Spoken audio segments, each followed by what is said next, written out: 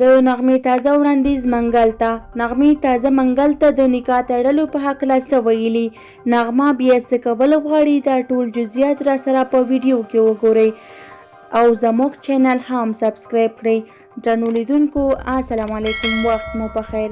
نغمه که منګل ما پسې په رښتیا ژړلې وي نو بیرته ورسره نکاح تړم.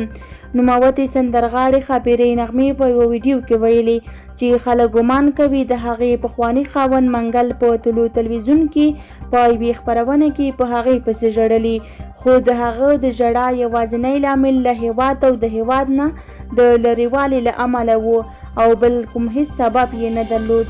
میرمن نغمه وایي چې د منګل ژړا د هغې زړه هم نری کړی و او ورته یې ژړلي وو، خو کله چې په دې اړه له منګل پوښتنه وکړه نو هغه ورته وویل چې خپله هم پوه نه شوم چې ولې مې وژړل.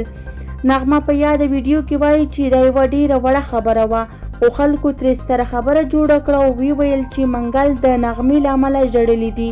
هغه زیاتوي که منګل پخپله ووایي چې ما نغمې ورسره د ګډ ژوند پر مهال ظلم کړی او جفا مې ورسره کړې نو بیا دې خلک هم زما په اړه قضاوت وکړي او ودې وایي چې نغمه یوه ظالمه او بې وفا ښځه ده.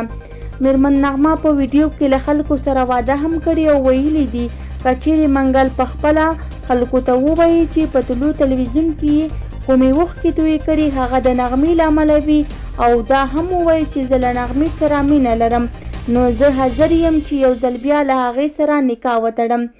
د نغمې پخواني خاوند منګل استاد موده مخکې د طلوع تلویزیون په یوې خپرونه کې ژړلی و چې د یادې ژړا ویډیوګانې یې په ټولنیزو رسنیو کې خورا خپرې شوې او په اړه یې خلکو ډول ډول څرګندونې وکړې. د منګل د ژړا له امله ګڼو هیوادوالو نغمې باندې نیوکې وکړې او هغه یې یوه ظالمه ښځه یاده کړه.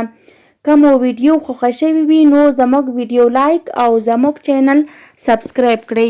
مننه.